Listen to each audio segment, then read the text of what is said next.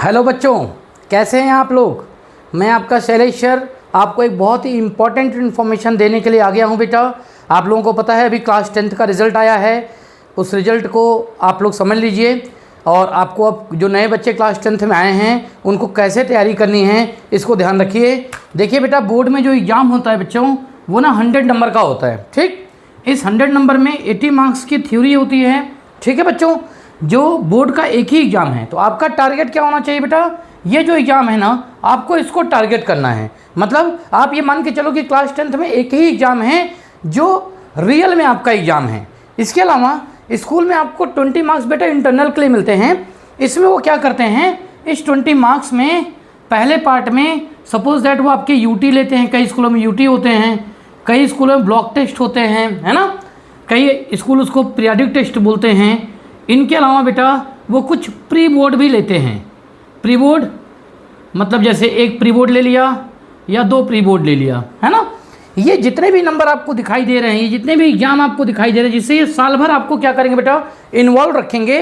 लेकिन आपको ध्यान रखना, आप इनके चक्कर में पढ़ करके अपने इसकी तैयारी मत छोड़ देना। ये केवल आपको कितने नंबर दिलाएंगे बेटा, 10 मार्क्स दिला सकते हैं मैक्सिमम। ठीक है, 10 मार्क्स। इसके बाद बेटा अभी मैं और भी चीज़ें बताऊँगा आपको।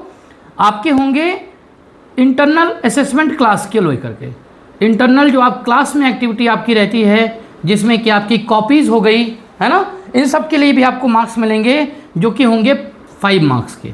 ओके बेटा, इसके बाद आपके एक होंगे प्रैक्टिकल और वाइवा जो लास्ट में होता है हर साल, आप जानते होंगे, सुना होगा आपने अपने सीनियर से।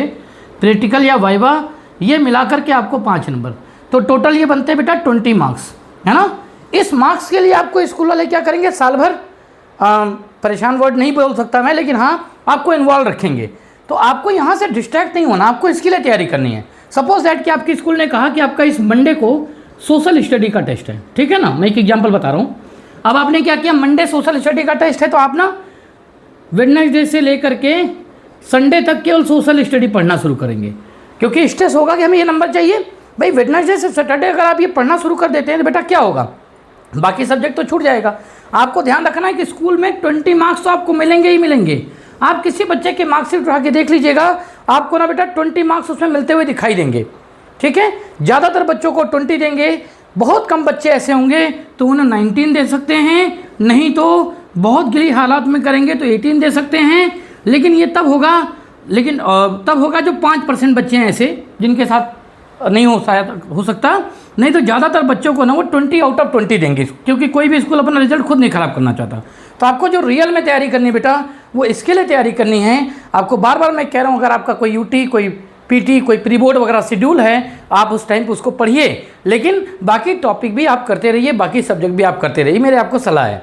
प्लीज़ आप इस नंबर पे ध्यान दीजिए, क्योंकि आप मान लो सपोज दैट आप 75 आउट ऑफ 80 स्कोर करते हो इसमें और 20 आपको इंटरनल मिल जाता है तो आपके जो मार्क्स बन जाएंगे बेटा 95। लेकिन अगर ये 75 की जगह आपका 45 हो गया ना बेटा, और आपको यहाँ तो चाहे जितनी उछल कूद कर लो, ये तो 20 ही मिलना है, तो पता चला 45 + 20 आपके 65 मार्क्स होते हैं, तो फिर आप तो गड़बड़ हो जाएगा आपका। इसके चक्कर में आप इसको गड़बड़ मत करिए। मैं बार बार आपको कह रहा हूँ आप इसके लिए जाइए, आप अपनी तैयारी इसके लिए करिए। ठीक है बच्चों, ध्यान रखिएगा, मैंने आपको समझा दिया, कोशिश करिए अपने एक्सपीरियंस से बताने की। रिजल्ट मैं शेयर कर दूंगा बच्चों का जिसमें 20 आउट ऑफ 20 वो पाए हुए हैं, तो इसके लिए ज़्यादा परेशान मत होइए, आप परेशान इसके लिए होइए। ठीक है बेटा, चलो बाय बच्चों।